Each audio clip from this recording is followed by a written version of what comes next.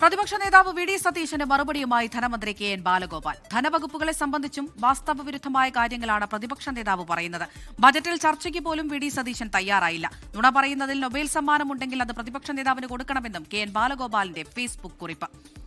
ഉമേഷ് ബാലകൃഷ്ണൻ തിരുവനന്തപുരത്ത് നിന്ന് വിവരങ്ങൾ നൽകും. ഉമേഷ്, ധനമന്ത്രിയുടെ ഫേസ്ബുക്ക് കുറിപ്പിന്റെ ഉള്ളടക്കം എങ്ങനെ? നിരന്തരമായി പ്രതിപക്ഷ നേതാവ് വിവിധ വകുപ്പുകളെ കുറിച്ച് വ്യാജ പ്രചാരണങ്ങൾ നടത്തുന്നു, കള്ളം പ്രചരിപ്പിക്കുന്നു എന്നുള്ളതാണ് ഇപ്പോൾ ഫേസ്ബുക്ക് കുറിപ്പിൽ ധനമന്ത്രി കെ എൻ ബാലഗോപാൽ ആരോപിക്കുന്നത്. കാരണം നിലവിൽ ഖജനാവിൽ പൂച്ചപറ്റി കിടക്കുകയാണ് എന്നുള്ള ആരോപണം ഉന്നയിച്ചു. ഇതാണ് ധനമന്ത്രിയെ ചൊടിപ്പിച്ചത്. എന്തായാലും പ്രതിപക്ഷ നേതാവിനെതിരെ രൂക്ഷമായ ആരോപണങ്ങളും ഈ ഫേസ്ബുക്ക് പോസ്റ്റിൽ പറയുന്നുണ്ട്. നുണ പറയുന്നതിൽ ഒരു നോബൽ സമ്മാനം ഉണ്ടെങ്കിൽ അത് പ്രതിപക്ഷ നേതാവിന് കൊടുക്കണം. ധനവകുപ്പുകളെ കുറിച്ച് വസ്തുതാവിരുദ്ധമായ കാര്യങ്ങളാണ് പറയുന്നത്. ഇത്തവണ ബജറ്റ് സെഷനിൽ ബഹിഷ്കരിച്ച് ഒളിച്ചോടിയവരാണ് UDF. ബജറ്റുമായി ബന്ധപ്പെട്ട ചർച്ചകൾക്ക് പോലും പ്രതിപക്ഷം തയ്യാറായില്ല.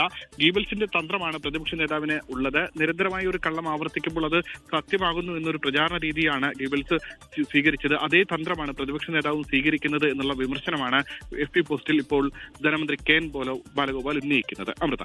ശരി, ഉമേഷ് ബാലകൃഷ്ണനാണ് വിവരങ്ങൾ നൽകിയത്. ലോകത്തെവിടെയായാലും ഏത് സമയത്തും 24 വാർത്തകളും ഓഗ്മെന്റഡ് റിയാലിറ്റി പാക്കേജുകളും എക്സ്പ്ലെയിനറുകളും വിശദമായി കാണാൻ ഞങ്ങളുടെ യൂട്യൂബ് ചാനൽ നിങ്ങൾക്ക് സബ്സ്ക്രൈബ് ചെയ്യാം.